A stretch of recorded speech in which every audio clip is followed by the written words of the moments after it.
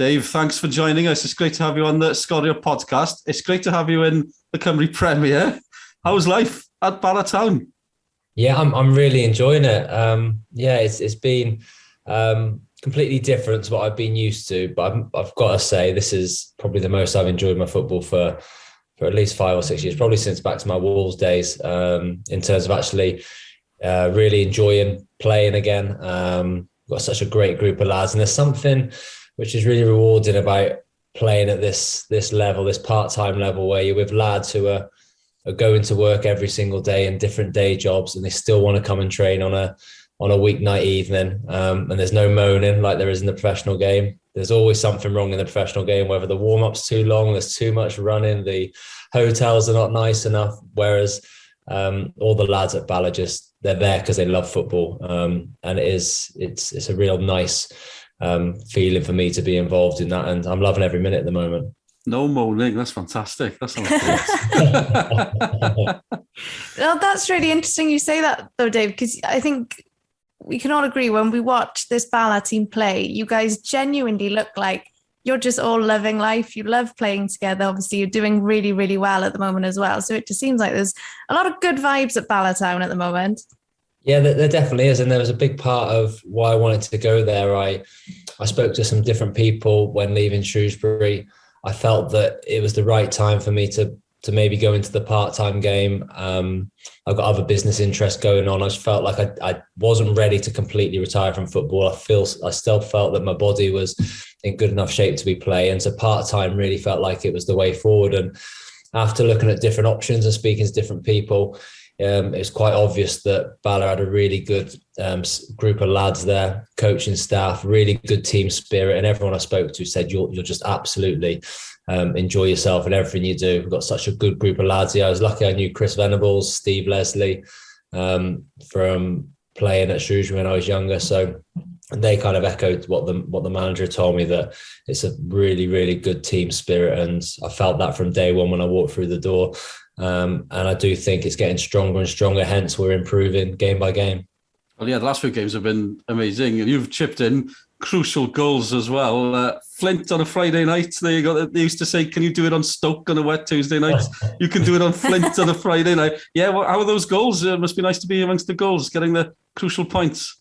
Yeah, it is nice because, as I say, I wanted to come and carry on playing, but I didn't want to just be making up the numbers. I wanted to contribute, and the best way I've contributed throughout my career has been by scoring goals from midfield, and I've been managing to do that, still getting chances in games, and thankfully more recently it's helped us pick up the points as well. So Friday night was a really tough game. We knew it felt like it was going to be a big game, with being on level on points with Flint. We played them very first game of the season in the cup game. Very close game, went to penalties, and they're in excellent form. They've improved so much from previous years. So it was a real big win for us, and it sets us up nicely now going into the next couple of fixtures. But scoring goals is always fun. And luckily I've managed to start reasonably well, but the rest of the lads as well, we seem to be quite free scoring at the moment. Got to say as well, we were talking to the Scorio crew, people on social media, the biggest surprise, the Connors Key game, was that Chris Venables let you take the free kick. Well, it's taken me 20 years to get on free kicks. I've never been let near one before, and then I'm usually on rebound duty, and that's it. But no, I'm because I'm only training once a week, it's or actually out on the football pitch training once a week, then there's a lot more emphasis then that I want to stay out and enjoy myself more like a kid at training. You just want to kick balls, and I've ended up staying behind training and taking free kicks, doing extra shooting. Veners always stays behind and does shooting drills as well. And then I've kind of just been trying to find my range of free kicks, and then they've been going well in training, and then in games I haven't really had the chance to take one. I took one at Barry, a bit of a scrappy effort, hit the target, and then it was nice to get over one which I felt was in my range. We've also got Steve Leslie in the team, who's got a terrific left foot. He's had the few previous to me and had good attempts, but it was nice to finally to get one and for it to go in the top corner in such another big game as well. I'm also keen to know, Dave, what aspect has sort of taken you by surprise a little bit by playing in this league? You've spoken about how down to earth the guys are and everything that sort of goes on off the pitch. But in terms of the football itself, how does it compare to playing league football? And, is there any part of it that surprised you when you arrived here? I think that the main difference is just how physical it is. Even playing lower down the English football pyramid, you think it's a physical game, but once you get into the Welsh Premier, it's completely different. I remember saying to lads, we played Barry away earlier in the season. I think it was on your guys' cameras, and I said that's the most beat up I've ever felt leaving a football pitch, just from always getting, whether you're on the ball, off the ball, whatever, there's always kind of elbows digging into you. There's always pushes in the box, grabbing, things like that. And without the officials that you have in the professional game and all the coverage you get, then a lot of it will go unnoticed. So you can get away with it a lot more. But noticing that physical side of things, even on Friday night as well, I was kind of getting it through the game and getting sort of, every time I tried to make a run into the box, there was arms shoving me, so I couldn't get a head of steam up, which you can't really get away with usually. But as you said, it's a difficult job for the referees in this league. It really is, because there is so many duels to be won on the pitch. But getting used to that, it does feel like you've been in a boxing match sometimes when you wake up on a Sunday morning and you got bruises up on your arms and think, where on earth have they come from? But I'm slowly getting used to it. That's fascinating as well. Do you think part of it is testing you out, the seeing Dave Edwards arriving Welsh international? Is a part of it? Is that something to do with it? I possibly thought that, but then I speak to the other lads and they're exactly the same. Like the other lads who have come from the league, and like Callum Woods, who we've got at Bala, and Paul Rutherford, who's come from Wrexham, they kind of say exactly the same. They said they didn't realise just how physical this league was going to be. And there's no truer saying in football than you've got to win the battle first, and you have to in this league. And we try and do that every single game, stamp our authority on the game early on with aggressiveness and trying to play in the other team's half, and then hopefully our football can take over after that. But if you're not up for the fight, you can get swept aside in this league. What's interesting there is, because the development in the last few years has been these 3G pitches coming in. So for us who've watched the league develop over the years, the physical side seems to have been toned down. For someone coming into it 10 years ago, it would have been even worse, I think, Dave. Oh, wow. Yeah. But that's nothing. Getting used to the 3G pitches has been completely different. But then once you get used to them, you realise how true they run and things like that. Then you go to Flint on Friday night and it was grass, and all of a sudden it was more difficult for us to play our football.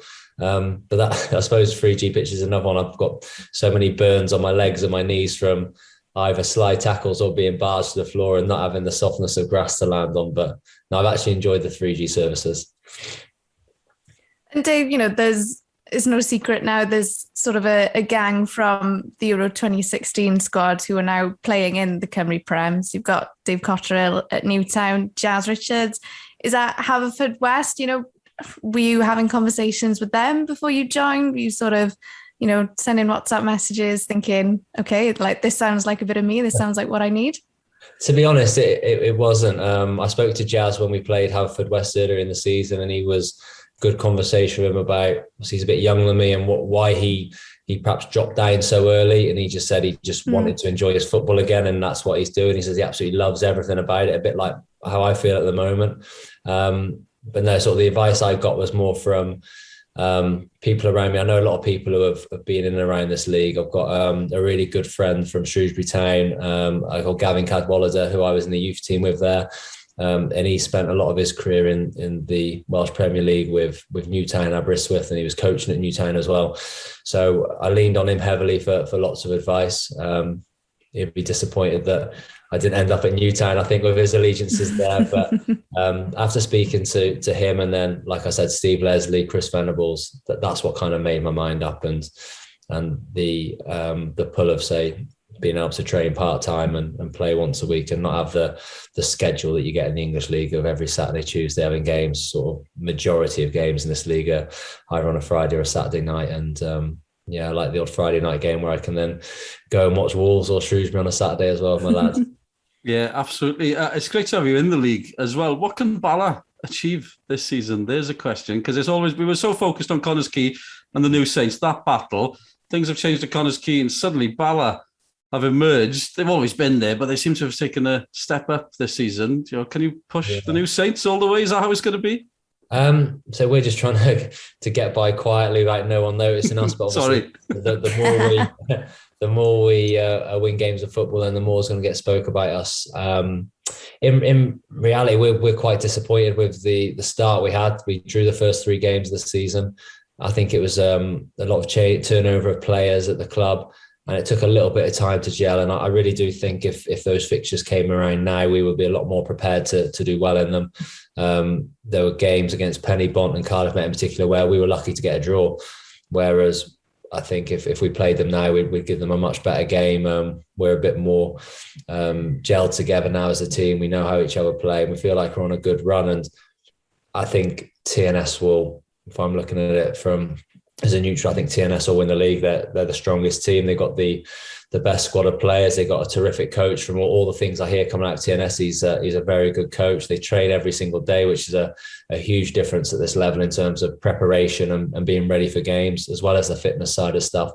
So it'll be a minor miracle for someone to finish ahead of TNS, but we think we can finish at least in second place. We feel that we've got a squad which is can compete against every single team in this league.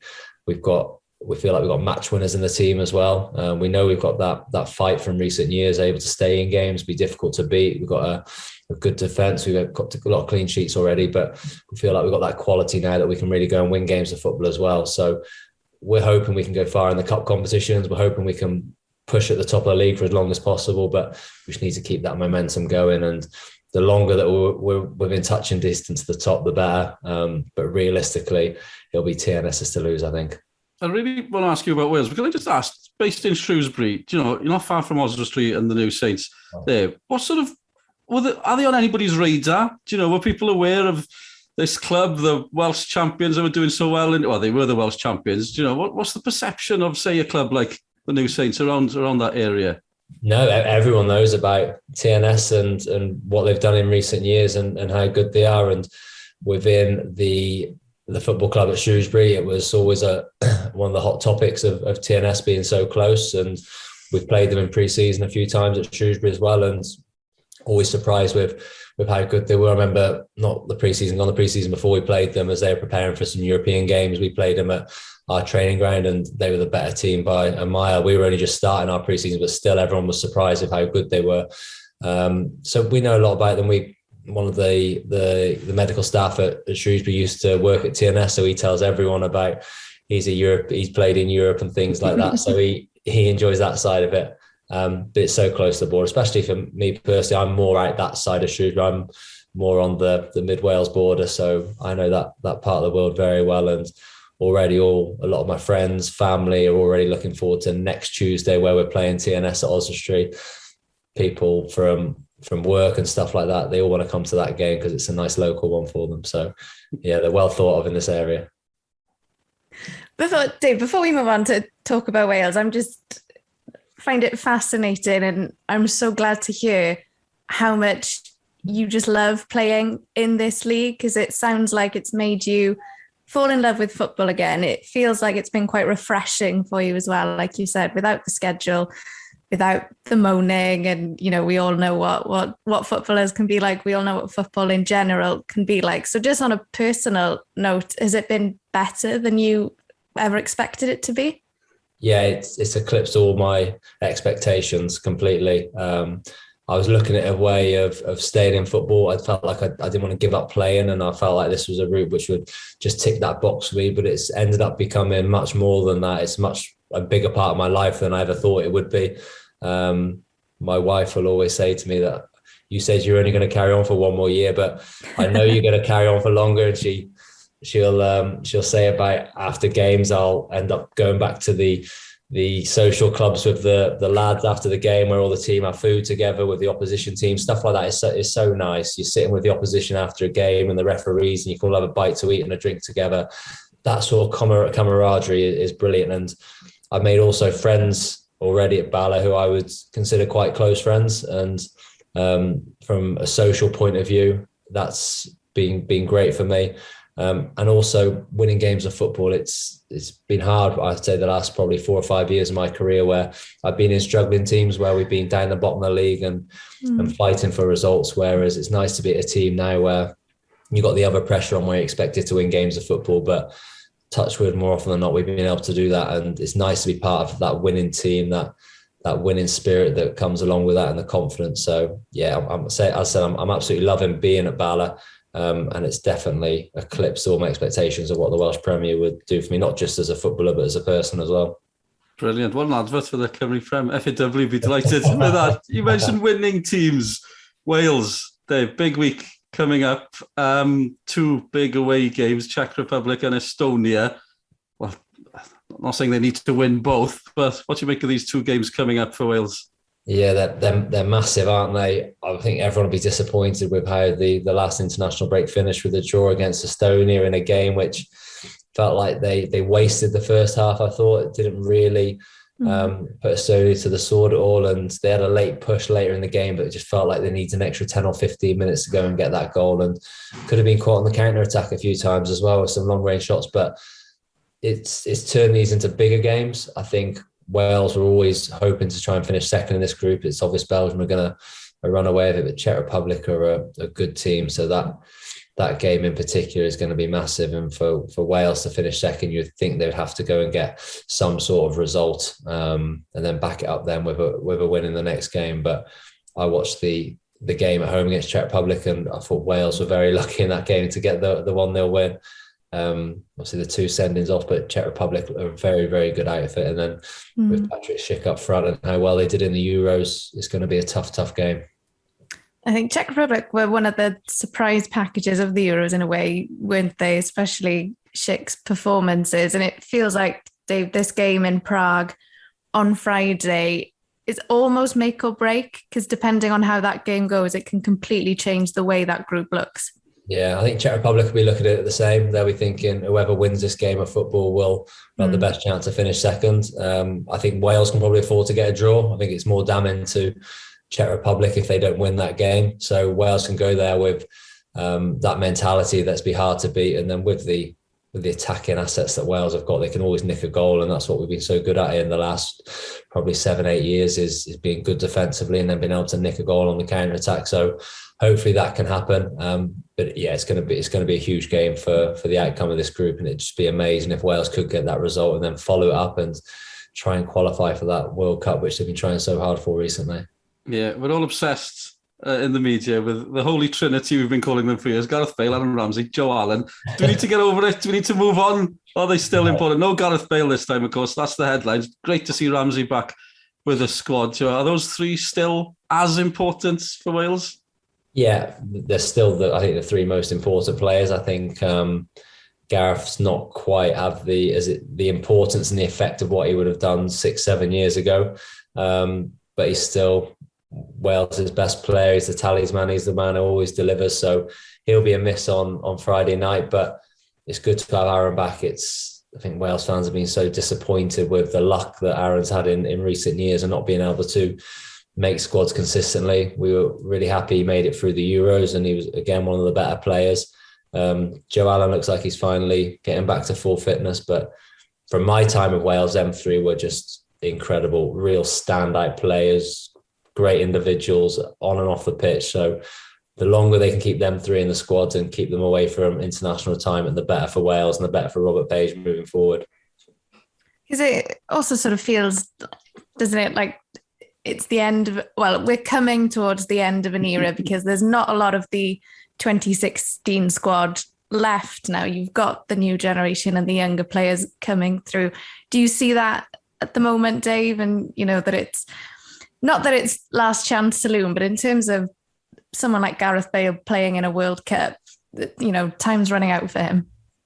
Yeah, it is. And I think it's a strange one for the fans as well, because when eras have come to an end, we've not really had that much fondness to look back on what's been achieved. There's sort of been little glimmers of hope. You look at the Mark Hughes era in my lifetime anyway, where they nearly qualified. But I think this is the first group of players who have given Wales fans these lifelong memories of just overwhelming joy. And I think it was always going to be the most special, even if Wales went and made the semi-finals in the last Euros. I just don't think it would have been quite as special, and that's nothing against the current crop of players, but it was the first time for so many, well, it was the first time for everyone really in Wales to experience anything like that. And it was so special. And before coronavirus hit and people could go out to France in their huge numbers, they could have the the street parties and the fan parks back in all parts of Wales. It was just an amazing experience. I think when this crop of players does finally get to the end of the conveyor belt and fall off and it's all that new ones, it'll really feel like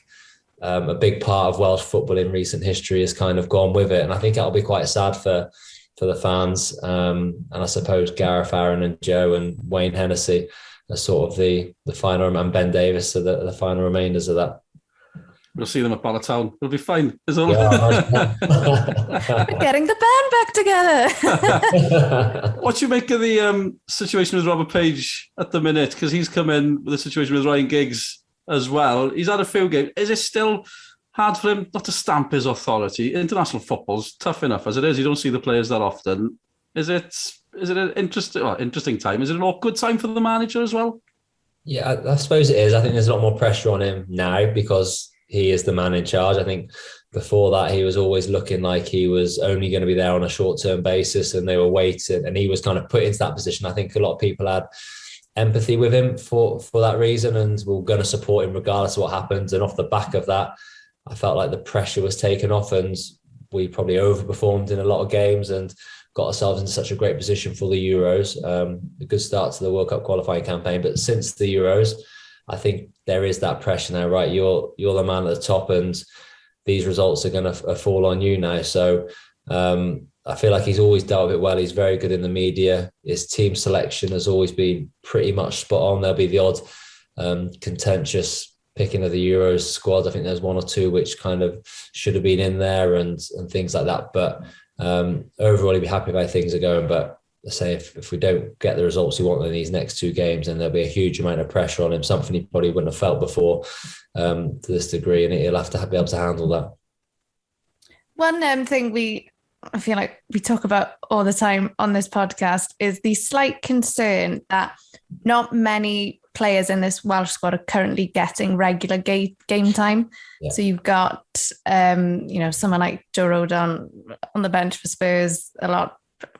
Again, using Spurs as an example, Ben Davis, how much of a concern do you think that might be for Page? Because it feels like he talks about it a lot as well. He just wants his players playing.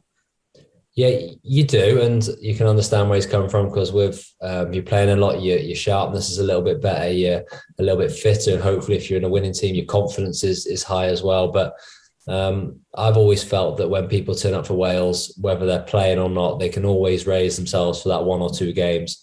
And I don't think it'll be a problem in the long run. The beauty of probably not playing is he's going to have players who come in fit, but it's up to the fitness staff and the medical staff then to make sure they do enough in that week without overtraining them, but making sure they're ready for the games. But the backroom staff at Wales has improved so much since my first squad. When I look at what they do now and how ahead of time now they're thinking, how modern everything is, the recovery protocols they have in place, it is a great environment for a footballer to be. You go there and you have nothing to worry about. Everything is done for you.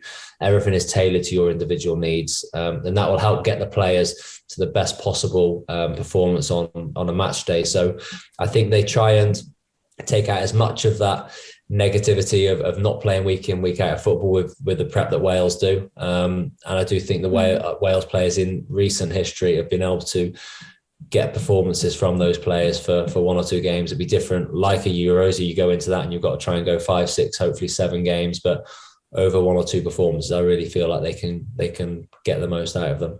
Do you think we as media, definitely news media and fans, sort of don't appreciate how tough these back-to-back games are? It's becoming more common now. It's par for the course these days, but against Estonia, for example, Wales winning Belarus, they were like, oh, here we go, we're going to win this at home. Is it tough to play 2 international games in the space of 4 days? Yeah, especially when the travelling's involved. And I'm the same. I'll sit and watch a game on TV and somebody won't look quite as sharp. But when you're watching the game, you're thinking everyone is in absolute prime condition. They've got no niggles. They're 100% fit. And when it doesn't quite look like they're playing to their full ability, you're saying, well, I'm saying whoever's watching saying they're not having their best game, but you don't know until you've played and been in that position that how people feel in games, and no one goes into a game 100%, but the traveling definitely takes it out of you. If you're going into time differences and all that sort of stuff, when I was there, they always made the decision with the captain and the medical team and the fitness team and the manager whether to stay on the British time zone or to move to a different time zone. And we'd end up having these crazy days where we would go into bed or having breakfast at sort of 1 PM just to stay on British time zones and stuff like that. So as much as they can do goes into it, but nothing can take away you running your heart out for 90 minutes and getting sore legs afterwards, and then you're straight onto a plane and that doesn't help, and then you put all the recovery protocols in place, but sometimes it's not quite enough to get that out of your legs, and then you put the mental, emotional side on top of that as well. It can be quite draining, but as I said, Wales try as a nation and as a backroom staff will do everything in their capabilities to have the best possible environment for the players. So I'm sure the levels are at now than 2 games in 4 days. They should be able to get through it, but you never know with players who are carrying injuries and little niggles. Yeah, totally. Brilliant. We were going to ask you just before the end about your highlights from football. Are we still allowed to mention Euro 2016? I never stop mentioning it, so because is that the highlight? Yeah, it's a stupid question, I guess. Is that it? It is. It was more than ever anything I ever dreamed could be possible in my career personally. It was such an honour when I was even called into the younger age groups of Wales and sort of the 70s, 90s, 20s, 21s, and then to get that senior cap was just the world to me, and then to score a goal and things like that was amazing. But never in a million years I think that we were capable of getting to a major tournament up until those sort of Gary Speed, Chris Coleman eras, and then to be in the squad was another sort of milestone, which I didn't necessarily think was possible. So to get there, and then out of what felt like nowhere from me was to then start the first game as well. It was just an absolutely fairy tale, and it's memories which say I'll never forget. And I'm happy it happened to me at a slightly older age. I was 30 when I was at the Euros, so I think being able to take it all in, a lot more mature and enjoy the actual occasion and not getting too worked up with nerves and stuff like that. It was really special, and I got vivid memories of every little bit of it. And then also to be able to share it with my family as well, seeing my young boy and girl who came to games, and yeah, it was just extra special. We always moan when England mention 1966. We'll always mention Bordeaux. When you want those anthem jackets you were wearing in Bordeaux, get me every time. They were wicked. Amazing. that was the highlight. And like when I speak to fans about it, and I like kind of telling the story, because I think a lot of fans won't realise how much they played a part in terms of. I always remember we were in the dressing room before the game when you come back in from the warm-ups. And you could hear, which in modern stadiums is very rare to actually hear the noise outside. It usually kind of gets muffled out with all the insulation and stuff which goes on, but you could just hear the Wales fans just singing, chanting. I remember Chris Coleman at the point just kind of said, look, for this 30 seconds, I don't need to say anything, just listen. You can just hear it. And it was extra special. And singing those anthems was just incredible. I always remember just looking up at the screen on the right-hand side and seeing this Welsh fan down the front streaming with tears. And it just all kind of hit home, thinking this is just what people have been waiting for a whole lifetime. So I felt so privileged to be one of 11 players to be selected to represent their country on that day. Yeah, what was the best game? Because you played, all the group games as well. We all go on about the Belgium game. The Russia game was a special night as well. They're all special. Even losing against England worked out well in the end. But what was the game-wise? What was your highlight? Even I think a lot of people always talk about the Belgium game, but the best performance was that Russia game. It was, I think Gareth Bale said it a few camps ago. That Russia game, because the pressure was really on. No one was really expecting anything from the Belgium game. They were a team of superstars, and little old Wales were turning up, and we were 1-0 down quickly, and we rallied and did well, but we were always under a lot of pressure in the game, but we counter-attacked really well. Whereas that Russia game, off the back of the disappointment of England, and we had meetings after the England game about just trying to relax, don't let the pressure build up. Chris Coleman, I remember saying he took full blame for the England game, saying he got us too fired up. We were too much wanting to go out to battle rather than play football, because we were a good footballing team. We played through the lines, we played out the back, and going into that Russia game saying we have to go back to what we're good at. If it goes wrong, I'll take the blame completely. But Ben Davies, when you get the ball, I want you to pass it to Joe Allen, even if he's marked. I know he can do it. If he gives it away, it's my fault. And right in the very first minute, Ben Davies got the ball. I remember watching the side. He whizzed the ball into Joe Allen. I thought I would not like to be receiving that in there at that point. But Joe Allen, that good, controls it. Pressure by 2 or 3 Russian midfielders out the other side. And we're out on the other side of the pitch with an overload. And from there, it just some of the football we played was scintillating. It was a joy to watch on the side, joy to come on and be involved in. The 3 goals were incredible. And I think all my time with Wales and every single Wales game I can remember, even look at the Italy game back at the Millennium, you might have got more emotion in some games, but for an actual complete footballing performance, I don't think many have been much better than that Russia performance in Toulouse. Brilliant. You got me going. Don't want to take over the chat. Sorry, Sean. I just want to ask, we mentioned all the managers. Can I just ask you about Osian Roberts, who's now with Crystal Palace? How much of an influence was he, and how well do you think he'll do with Palace in the Premier League? I loved Osh. I thought he was pivotal to everything which went on, sort of from when Gary Speed took over. Gary Speed would have seen how important Osh was, and then obviously Chris Coleman. And I always feel that Osh was more than just a coach. He felt like he was not the brains behind it all, but he had that knowledge, that vast football knowledge of how to break football teams down, how to be defensively solid. Then you add that to Chris Coleman's actual football knowledge and experience. It was just a perfect combination at that time. And I just think Osh just loves football so much. He loves coaching. What he's done for the Welsh pyramid with the coaching channels which has been set up, the FAW coaching, is incredible. To see some of the people coming into Wales to do their coaching badges all set up by Osh is quite magnificent. But actually coming up with a game plan, putting it in a way that the lads will understand it, having meetings sort of every day, but only short and sharp meetings, sort of 5-10 minutes, video analysis, going through things. So lads, I remember he always used to say to me, some people want to know all the information they can. I was one of those people. Give me as much information as you can and I'll try and digest it. I want to be as best prepared as I can. But I would say the better footballers, the more natural footballers, they don't really want to know a lot of stuff. They just want to go out and play. So he had to find a nice way of doing it in these little short, sharp meetings. He'd get the information across. Lads would never get bored. They would take it all on board. And then from the back of that, I always thought that going into every single Wales game, the game plan him and Chris Coleman put together, I thought, yeah, this will work. We can win this game. They would spot weaknesses in the opposition. We would work on it in training, how we're going to do it. He'd work on their best bits and how they hurt teams. And we would just always have that confidence that whatever they've said we're going to do, we'll carry it out because it gives us the best chance of winning. And Osh was a massive part of that. Fascinating. I loved the other day, Arsenal were playing Spurs and the cameras were on Thierry Henry, the owner of Spotify, and just in front of him was sat Osian Roberts, and all the Welsh fans are going, it's Osh. I don't know who these other guys are, but it's Osian Roberts. Brilliant. There's one thing, Dave, after Euro 2016 then, I think as a player, did you find it difficult to sort of accept the fact that it was over, and was there sort of a come down period, if you like? Because like you said, highlight of your career, highlight of any Welsh fans' experience. Was it almost difficult afterwards? I think I've heard Chris Coleman say it was like life will never get better, or as in, football will never get better than that. Was that a difficult thing to accept after it was all over?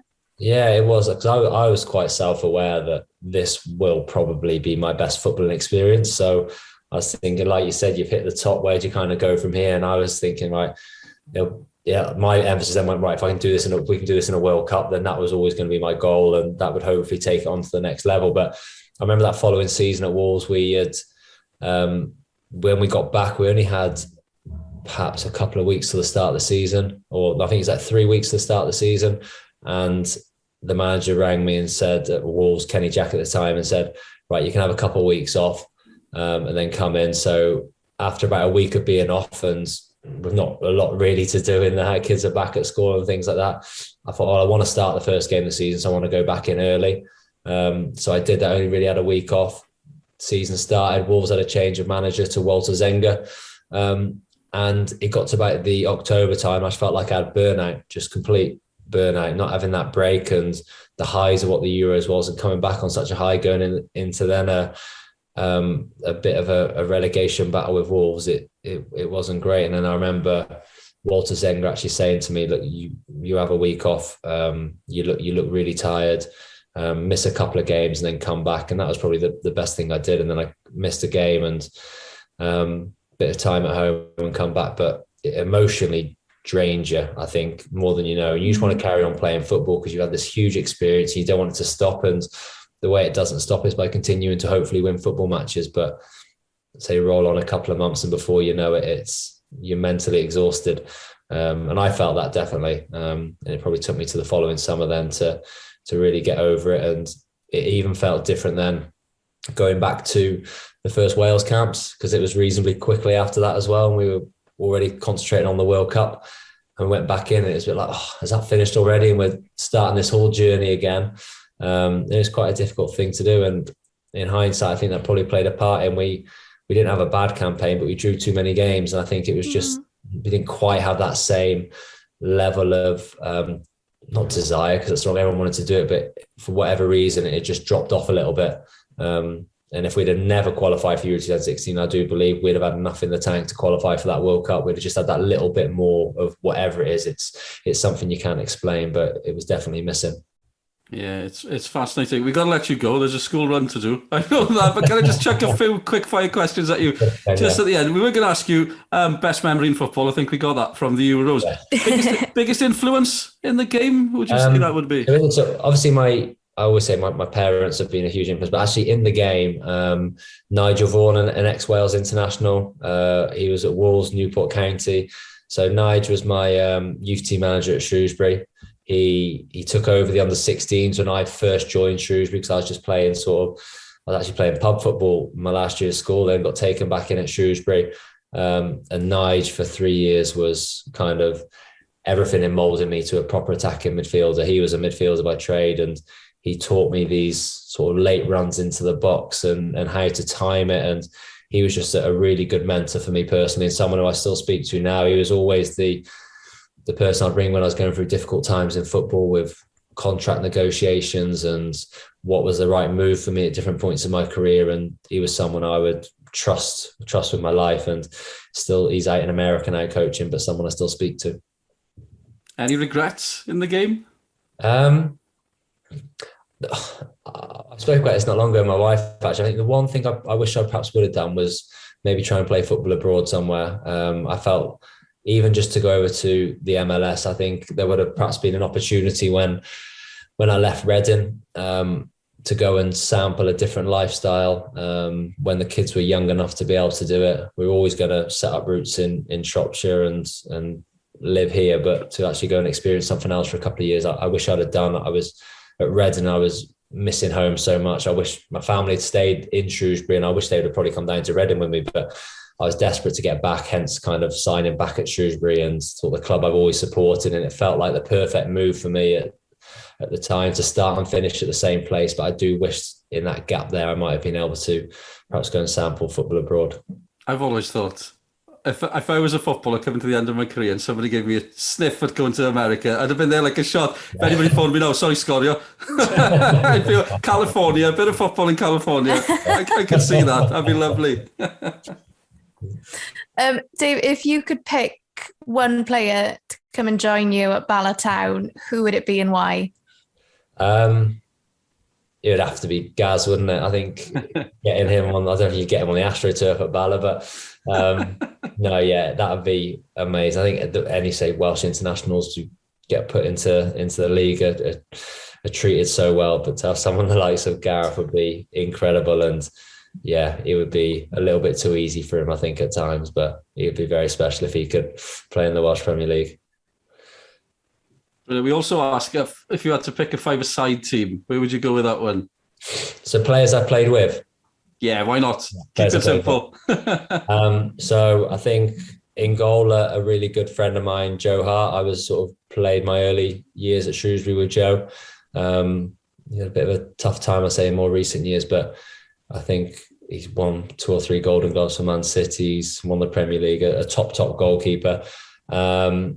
Defence, I would say Conor Cody, with how well he's developed more recently. Another very good friend of mine at Wolves, and a great guy. Delighted to see him doing so well. Midfield, I would probably say Aaron Ramsey would have to be one. Just one of those complete street footballers who you have to marvel at sometimes. He's someone who's so brave on the ball and does things that you'd never imagine. That's that natural ability to do stuff that other people can't. And the hardest thing in football is to score and create goals. And Aaron does that for Wales. And that's why he's been such a big part of what Wales do, and hence getting moves from Arsenal to Juventus, because he has that ability. I'd have to put Joe Allen alongside him, because I think Joe really should have had, although he's had a great career, I think he should have been a top Premier League player for the majority of his career. He's what he does on a football pitch will a lot of time go unnoticed, but I think if you played him in the role that he was playing for Wales so regularly in sort of a defensive two-man midfield, he would have really been one of the best players in the Premier League at doing that, because he's tenacious in a tackle, he's clever, he positions himself well defensively, but he's another one who's just so brave on the ball. I remember in that Bordeaux game that I was a little bit, I'd say you're always a little bit nervous in a game like that, but I was just trying to get my first few passes away and try and build your confidence that way. But Joe straight away, he'd be kind of move out of the way, Edo, he'd be running across, get the ball, and I was just happy just to let him play in front of me, and he was sensational in that game. But just the bravery to get on the ball. All the lads say to me he's one of the best bounce pass players they've ever seen, because that ball where it gets into him and he can play it one touch so crisp across the floor. He's a super talent, and probably someone who should have had a career at the higher level for a lot longer. And then I'd go with Gaz up front, just for easily the best player I've ever played with during that era, sort of 2014 through to 18 was just sensational. At the Euros, he literally every time he got the ball, wherever he was on the pitch, you thought he could probably score from here. Honestly, you could think he'd be able to just, even in the Portugal game, he was picking the ball up in our own half, and he was like, all of a sudden, Gaz has got it, and you're just watching him, just waiting for him to go. And the fans would have felt that, but seeing what he does in training and how easy it was for him, because he was the fittest, the strongest, the quickest, the best finisher, the best crosser, the best passer. He was the best at everything. If he was on your five-a-side team in training, you weren't losing, just because every time he got the ball, he would score. Some of the stuff he did in that Euros on the training pitch in Dinar was sensational. And I was one of those geeks who would stay after training and just sit and watch him hit free kicks, because it was that entertaining. He would just hit ball after ball, and he was, at that point, I'd probably still the best free kick taker in the world. His consistency was outrageous. So it's just a joy just to watch him. Brilliant. Nearly as good as Chris Venables taking free kicks. Yeah. Dave, thank you so much for your time. Love chatting to you. It's great, honestly, great to have you in the Cymru Premier with Bala Town. It's fantastic for the league, fantastic for us as broadcasters as well. And just thanks for your time. Thanks very much. No, cheers. Thanks for having me on. Really enjoyed it.